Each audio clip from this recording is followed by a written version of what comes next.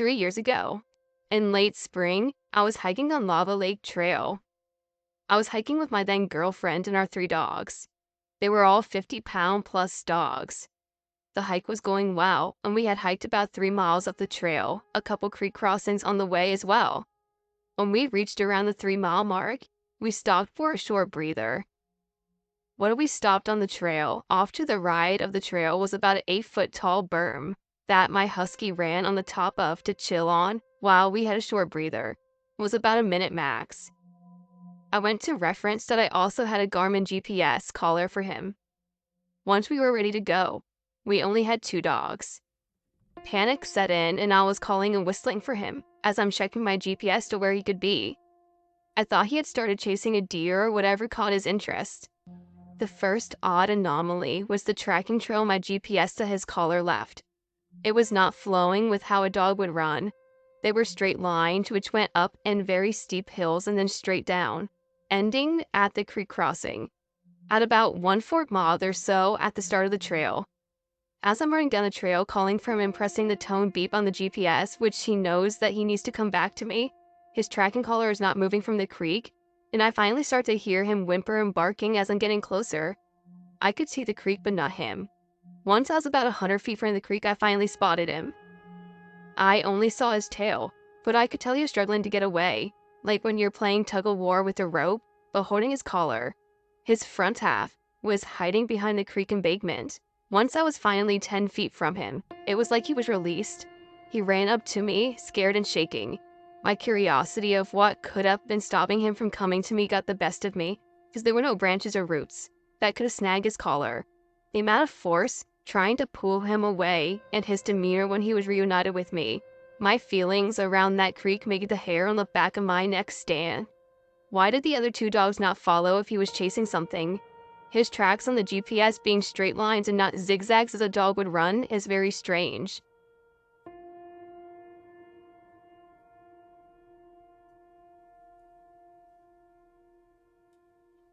In early April of 1978, members of my extended family took a trip to the Sequoia National Forest, near the confluence of the Kern River and Brush Creek Flats. The party consisted of my grandparents, parents, uncle and aunt, cousins, and my siblings. I was about 8 when this happened. In any case, about noon, one afternoon, my aunt laid my cousin, age almost 3, down in a tent for a nap. Our grandparents were in a trailer just above the tent, and the camping spot was hemmed in and by the river and creek on the other sides. To reach the creek, you could take a small path over the side of a steep embankment, and the river was a similarly steep trail. It was a warm day. My cousins and siblings and I were eager to go back down to the creek, and my parents went down to watch us. To be fair, I don't know why my aunt thought it was okay to leave a toddler in a tent alone, but my grandparents were in line of sight and never left their camper area. They looked in on Katie around 1 and she was still asleep. Around 2, my aunt realized that Katie had been asleep for 2 hours and wanted to wake her so she could go sleep at bedtime. So she went up the hill. 5 minutes later, all hell broke loose. My aunt reached the tent to find Katie not in her sleeping bag in the tent. She assumed she was with our grandparents in the trailer and went up to look in on her. My grandfather was sitting outside and my aunt said, "Hey, is Katie inside with Mom?" My grandfather said no, she's sleeping in the tent. Of course, that sent my aunt into a panic because Katie wasn't in the tent. Everyone started looking for Katie. I remember very specifically my uncle running to the pit toilets because she feared that Katie tried using them by herself and fell in. My parents were scared Katie tried looking for us and maybe toddled over to somewhere else and maybe drowned in the river. Either way, no one was anticipating a great outcome. Us kids were asked to walk up to the creek to the easiest spot to go down the hill to see if she was anywhere in the creek bed. She wasn't. After checking everywhere with walking distance, my cousin flagged down a passing logging truck with a radio to call on to the authorities. My other uncle drove down to the little store to make a call to the police. Meanwhile, everyone who was an adult, save my grandfather and grandmother, who was left with us in the trailer, fanned out to look. The logging trucker radioed up to their crew base, which was near Johnsondale, and asked everyone to be on the lookout for a child. They were upriver and had trucks coming down almost every half hour. No one saw Katie. There was no real sign that she had been anywhere. When she was laid down to sleep, my aunt had left her in shorts and a tank top and a white leather sandals with a buckle. And now, she was just seemingly gone, lost in the woods, and vanished. By the time anyone official arrived, it was 4 p.m. and hot, like 100 degrees plus hot. I can't remember the exact sequence of events of the afternoon, but at one point, the assumption was Katie had likely went down to the creek and fell in and was pushed into the main current. Some fishermen had been cutting their way downstream and hadn't seen anything, and no one in the campground downriver saw anything. And the river got shallow in some places, shallow enough to hang up on rocks and branches, but it was just like she just disappeared. One thing everyone noted was that Katie was not the sort of kid to walk off by the road by herself. She also hated the noises that the brakes on big trucks made, and we all pretty were confident that she wouldn't have left camp. It just wasn't in her nature. We have expected to find her playing with her sand toys in the dirt somewhere under a tree. Around 9, a dog handler arrived and they used the scent of her blanket to track her, but the scent just stopped dead by the river. Oddly, the scent didn't follow above Bush Creek's inlets. That just about killed my aunt. So at this point, it was just the assumption that she was in the water. It was a complete feeling of hopelessness. They decided to see about getting a search and rescue team, specifically one trained in swift water. But those just weren't around back then. But it was just decided that the crew they had would start heading up the canyon for over another county and see what they could find. About 5 o'clock in the morning, a crew arrived and they started to formulate a game plan. Meanwhile, some forestry guys were walking the road looking for any sign, and they found a sandal above where the dog indicated said she was in the river. Above, about 20 feet above. Just off the side of the road? Odd. That refocused the search. Maybe the dog tracked an earlier trail, or maybe it had just been wrong, we thought. About a mile upriver, there's a really, really tall bridge. A fisherman had taken a game trail down there and mooned it up on the outside of the river. He saw a small white tank top in tatters. It was covered in those little wheat-looking brambles and torn. It was so beat to shit that he didn't even pick it up. But on his way back to his vehicle at around 8 a.m., he was stopped by a game warden and questioned, as many people were. He told the warden he'd found a tank top and then went back to retrieve it. It was near the bridge, and it was Katie's. Simultaneously, a hiker recalled hearing what he took for giggling in a child's voice hours later in the dark near the bridge. All of these men had solid alibis for the night before. Just at about the same time, the radio crackled, and to everyone's astonishment, my cousin was found, like 5 miles up the road, across a very slippery creek, just above a huge waterfall. She was totally nude. A car coming down from another campground saw her just standing there in a daze. She wasn't upset, just dazed. Not cold, not sunburned, not hurt in any way. Her feet and legs were a little scratched up, but the palms of her feet were perfect. To this day, I have no earthly idea how she survived what she is alleged to have survived. A toddler, allegedly cut through the brush, crossed a river, gained about 2,000 feet of elevation, and walked 5 miles in blistering sun. She survived all night outside with no clothes on, no blisters on her feet from walking on hot granite. She didn't stumble or fall. The easiest assumption that everyone is quick to make was that she was abducted. But by whom and how? And deposited where she was found just doesn't make any sense. Why were her tank top and sandals found where they were in the condition they were? It makes no sense. Where were the rest of her clothes? They were off for days stated as dehydration and exposure. But when they were asking her what happened, she didn't talk about being taken or held against her will.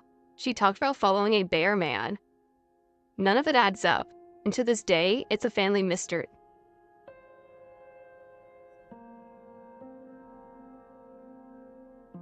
From 2012 to 2013, I did a lot of hiking in and around the Coastal Range in Oregon. I frequently would go out by myself for days and come into town to restock on food if necessary. It was commonplace from when I was in town to spend the whole day hiking back the 4 hours to where I was camping at dusk. The trail I took, it wasn't well traveled and looked more like a deer path than anything else. I had chosen my campsite for its lack of foot traffic and its serenity, avoiding conventional locations. I had only a cell phone on me during the period of hiking and camping, no bright clothing, and no GPS tracking device or emergency beacon. Probably wasn't the smartest idea looking back. There were times I heard and saw things while out in the forest that I didn't recognize by sight or sound, but nothing came close to the incident I had in May 2013. I had done my usual restock in a small town, some 6 miles from where I decided to camp for the night, and I spent the day in town as usual. I started walking back to my camp location about dusk. Half of the walk, I chose to use dirt roads, until veering off from the deer trail that I'd used earlier in the day. By this time, it was completely dark, but it was clear out, and possible to see the trail still using the moonlight. I don't listen to headphones while hiking. I have always thought it wise to be able to hear what's around me, in the event there's a predator, whether human, animal, or whatever. I was mentally doing some calculations for the next day's hike, when my mind literally stopped mid-track. I hadn't heard anything, and I don't make hardly any sound while hiking. If I had heard something, I would have known. But for some reason, be it a sixth sense or survival instinct, I'm not sure. I was jolted quite suddenly out of the thought, and very aware of the fact that I wasn't alone on this trail. What was odd to me, especially, is that even though I had heard nothing whatsoever, no light wind or birds, I knew acutely that something was behind me, specifically about 30 yards down the trail. I still to this day have so many unanswered questions about how I knew this. Standing really still, I turn around and look down the trail. I don't see anything, but I feel it.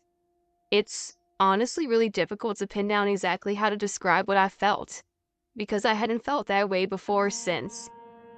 It was straight up fight or flight, and my logical mind was saying there's nothing out of the ordinary, while my senses were saying, get the hell out of there. Again, looking back and remembering this, I have no idea what to say. This is really hard to write. It was like I was being taunted, and I felt it. The presence of someone or something was down that trail, and for some reason, I knew that it knew that I knew it was there, even though I couldn't see it. That's what still scares me to this day. It knew. And it was bright enough out for me to see down the trail 30 yards back, no problem. There wasn't anything on that trail, and I'll swear by it. It was like I was being taunted or beckoned to come closer. This was maybe 30 seconds into looking down the trail, if that. I was panicking, but I still wasn't sure what to think because I wasn't seeing anything threatening. So I turned around and started walking at a quick pace. I didn't know what else to do. I knew that if it was, in fact, a guy out to kill someone, he's probably going to end up killing me. On this trail, or in my tent after following me back to it. So why run, was my logical thought. I would say it wasn't even a minute into my quick trek back. Then I hear what I can only describe as a sound like rushing or swooping air, followed by what seemed like a ray sliding across the dirt trail, the former sound happening right after the latter. These sounds happened together and half a second apart for 4 times, and they were very close to me, maybe 20 yards back. Looking back, I don't know how I was able to stay composed and not soil myself, but somehow, I mentally stayed focused on getting back to my tent, ignored the panic, and just kept walking quickly, not looking back. Whoever, or whatever it was, still followed me the majority of the next hour. I just kept heading forward and didn't look back. A few minutes from my camp location, the fight or flight feeling gradually left, and I crawled into my tent, but I didn't sleep a minute that entire night.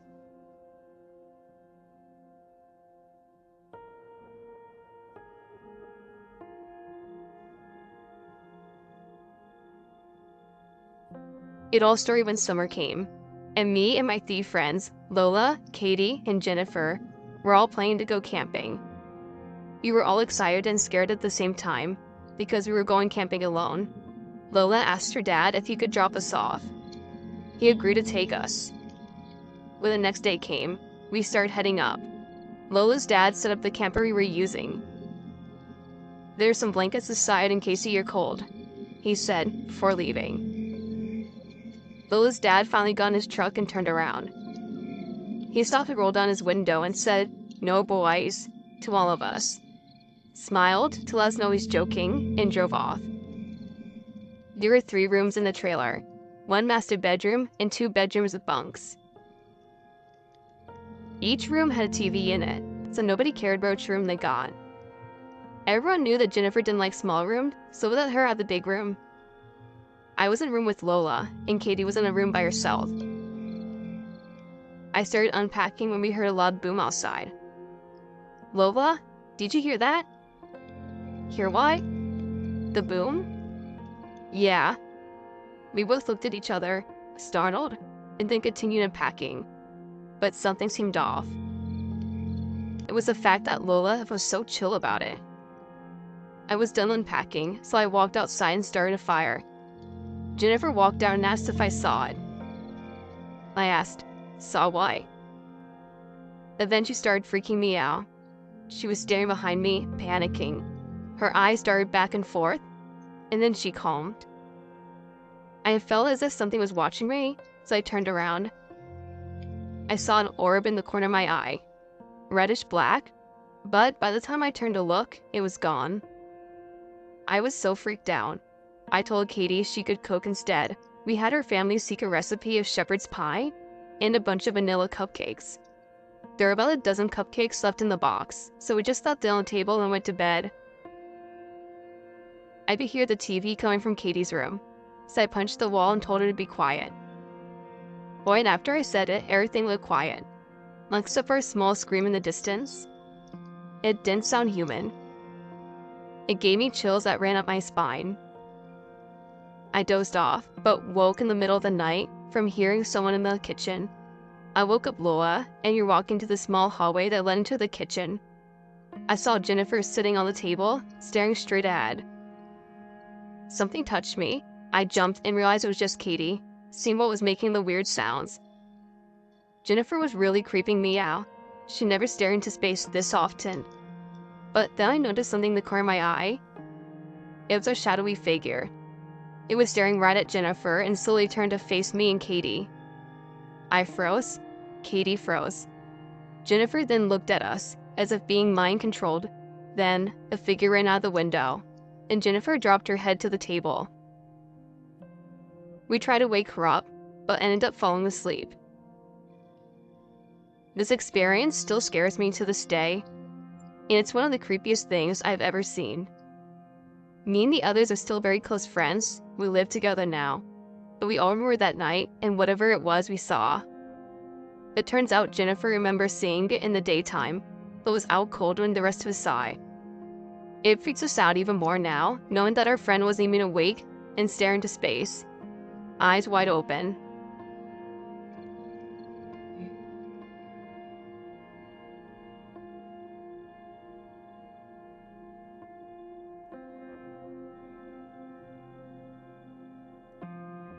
This happened when I was 11 years old, which I'm now 13 and still remember clear as day. I basically lived in the middle of nowhere, so I didn't have many friends. There was this huge forest though, so I would play in that. One day, I went to go play. Now, it was almost around 6:30, so it was kinda dark. Now let me mention, I lived in Wisconsin at the time. I went deep into the forest and everything was good until around 7. Now, I was used to hearing weird noises in the woods, but nothing like this. I heard this awful scream. It was not human-like either. It was so demonic that it scared me. I was a curious little girl, so of course I went to investigate. I got about a half mile in when I saw this non-human-like creature perched in a tree. Now, instead of running for my life, I froze in shock and fear, and before I knew what was happening, that awful smelly thing was right behind me. I just wanted to scream for help, but I didn't. I didn't know what the creature could do to me, so I stood there like a rock, hoping it would leave. It screamed again, but even worse than the first time, and I felt like I was gonna go deaf. Eventually, after minutes of this thing staring at me, it flew, and I mean it flew up into its tree. I stood there looking at it for what felt like hours. Now, I was gonna whoop out my phone and try to blind it with flash so I could make a run for it. And that's what I did. Now, did I mention I was a little chubby for my age, so I couldn't run so fast? And that sucked because the creature jumped up and ran after me through those woods. I felt the world spinning around me as I screamed for help, and the creature caught up with me eventually, and I felt like my life was over. I made a dash for the bushes, hoping to be able to hide in whichever one that I landed in. Now, I waited for at least a half an hour thinking he was gone. So I made a dash back to the black door, hoping that thing wasn't behind me. Instead, he was perched on our air conditioning. I told my parents that very night, and they called me crazy. But I know what I saw, and I'm never going into those woods again. Monsters are real. And I don't know what that creature was, but who knows what he would have done if he got his hands on me.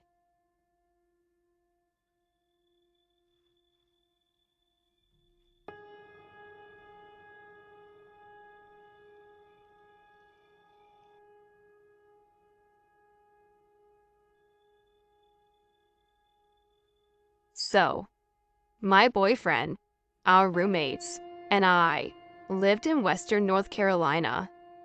We like to spend a lot of time together and regularly go on outings as a group.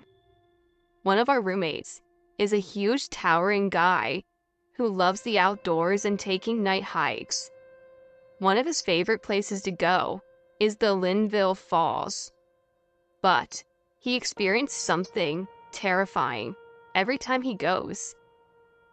At one point in the night, he was hiking the side of a trail that opens up to review a large empty field. Every time you walk past it, you get this horrible feeling of someone staring at you maliciously. Now, like I said, my friend is a big bearded guy. He has no fear. He picks up snakes with his bare hands and goes hiking by himself at 3 in the morning. But when he passes this area, he becomes so afraid that he cries. Further up the path, it feels like someone is walking behind you and has joined the back of the group.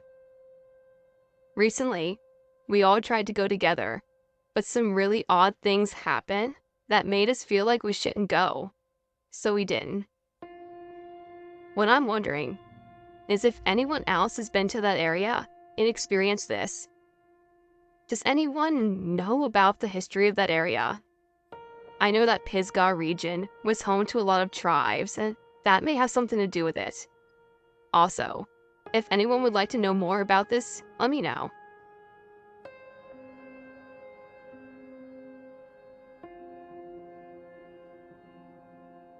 When I was, my best guess, about 8 years old, I was visiting my cousin at their house across the neighborhood. Being a group of bored children, we decided to bring my cousin's neighbor, Jaden, on a hike through the massive woods behind their house. We set off, stepping over poison ivy, and making our way over to an abandoned paintball place in the middle of the woods. We explored the nooks and crannies of the place, eventually wandering into the hills and streams of the Michigan wilderness. We were having fun, having hiked almost a full mile where we began. An odd thing to note before I continue is that the entire ground was completely covered in garbage. I mean, you could barely take a step without stepping in an old plastic bag or discarded tin of instant potatoes or something like that. We joked that maybe there was a neighborhood back there at one point, but now, it just seems sort of obvious that this was some kind of old drug hangout or a place where hobos lived, but we never thought much of it. Being a humid summer night, the air hung thick with the smell of water, leaves, and mud.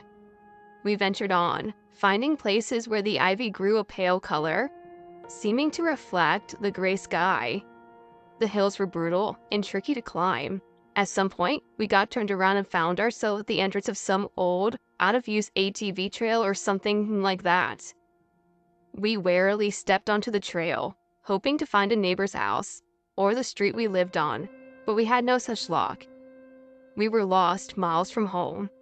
I was put off by how the trees grew together to form an intimidating archway over our path. The four of us locked eyes as we heard a familiar sound.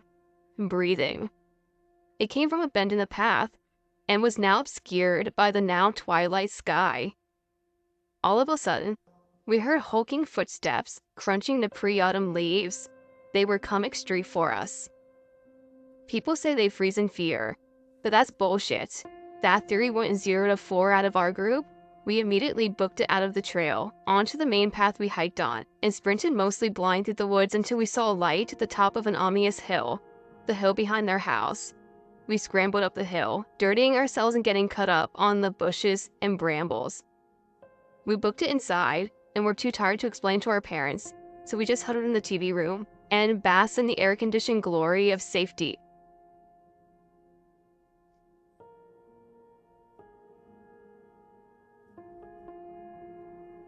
I was on a field trip to our local park. Our teacher decided to let us go on one of the trails. This trail had a larger trail and a smaller trail inside a slope. The smaller trail had a slimy, stinky pond inside of it. The small trail was a circular area surrounding the pond, but the pond had an area that went under a little bridge walkway. On the side of the bridge was the pond. On the other was a flowing tiny creek. My friend and I decided just to take a small trail and to stop at the bridge and wait and then go back to the bus, because we didn't feel like walking that day. So that is what we did. I remember it being shaded by the trees except for the little bridge, so my friend laid down on the bridge in the only sunny spot, facing the larger trail. You could see the smaller trail from the larger trail, and I thought I saw a crawdad. I love those things and decided I was going to go into the little creek and grab it. I remember thinking that it was convenient that there were stone steps down into the creek. I walked down and just didn't think anything of it.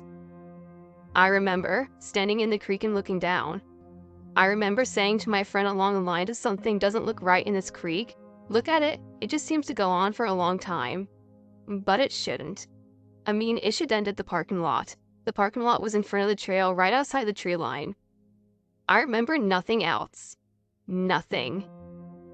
At some point, my shoe was untied and I stooped down to tie it, and my stomach growled. I said to my friend, we need to go back. I stepped at the rocks and out of the creek onto the bridge. My friend agreed, and I remembered being kind of afraid. It was like spooky here. It seemed so late, so let's hurry and go. She agreed and got up and ran towards the entrance. Our teacher, our classmates, and our buses were gone. But the cops, the firemen, and the principal and our parents were all there. They were getting ready to drag the pond.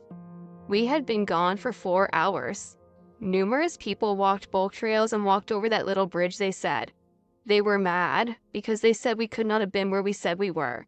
They were mad because they thought we were hiding and not coming out when they screamed our names. But we weren't lying.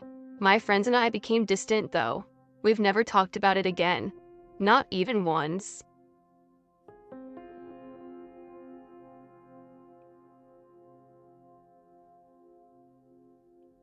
I love creepy stuff, and spent a lot of time listening to stories on YouTube and reading them in various places.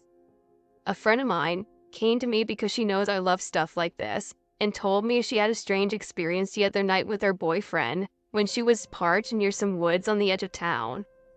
And just as they were about to start fooling around, something made a giggling noise from the woods. Her boyfriend got out and threw some stones into the woods, thinking someone was playing a prank or something. She said he shined his phone light into the woods, and they both saw what would look like tiny people scattering back into the woods. I asked how tiny, and she said about the size of a dog, which is a little white fluffy thing. I'm not sure what type it is, but they are really small dogs. I drove up to the woods that night to check it out and parked near where she had said she parked, but didn't hear anything. So after a while, I got out of the car and went to the woods to look around. I didn't want to go too far, as I swear I had took less than 20 steps into the woods when I heard a laugh. It sounded like a little girl, but I'm not really sure how to explain it. It was kind of off. I spun around and pointed my torch where I'd come from, and there was nothing there. Then, as I was looking around for what had made the sound, I realized I was really far into the woods, like seriously far into them, as I couldn't even see my car or even the road. I know I hadn't walked this far. I was confused as hell, and when I had to head back that way, I wasn't even on a path. I was freaking out because now I'm lost in the woods. I calmed down and weirdly didn't panic after that though. I remember being what I could call drunk calm, like when someone kicks off a problem at a bar, but you've had a few, so you've just got no reaction to it. Like part of you knows you should be reacting, but you're just not. I just looked around and started walking in what I felt like was the right direction. But the more I walked, the more that I felt like I was dazed. And I kept thinking that it was not because it was so hot, but maybe something else. It was pretty late at night, so it shouldn't have been hot, but I felt like I was on a beach on a holiday somewhere. And I just kept thinking I needed to cool down to clear my head, and I started stripping. I'm seriously not the kind of girl who just strips off, by the way. Like, I'm not shy, but I don't do stuff like that. My head was just so fuzzy, and I was convinced I'd feel better if I took everything off. I was just dropping everything as I walked, even dropped my torch, as I just felt like my eyes would see better without it. I don't fully remember what was going on after that, but I felt like I was walking for ages, like everything just felt like a dream. But I felt comfortable, even though I was naked, though I still felt like it was really warm. I don't know where I was, but I remember finding a small pond and trying to cool off by splashing the water over my head, and then sitting at the edge dangling my feet in the water. It felt deep, but like I was on the edge of a pool, like it was just straight going down, though it looked like it had little more of a large puddle. I remember it being really nice and cold when I felt my hand and ankle run through the water. Then a second, it was just warm again. I could feel hands around my ankles, and I started laughing as something started tickling my feet.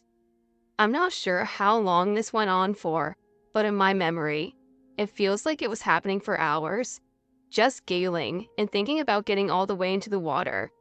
I'm not sure what broke me from my daze, but I felt like someone else was there who said something to me. I remember pulling my feet out of the water and the hands letting go without a fight and turning back into my car, and very suddenly being uncomfortable about being naked and starting to panic. I seriously half considered going back into the woods to find my clothes, but thankfully decided against it as I imagined the few awkward moments getting home were better than risking the woods again. I have no idea what to think about what happened, and I'm pretty sure no one is going to believe me, but I had to tell somebody about this. I mean, has anybody experienced something like this before? Just getting lost in the woods and then all of a sudden finding your way out?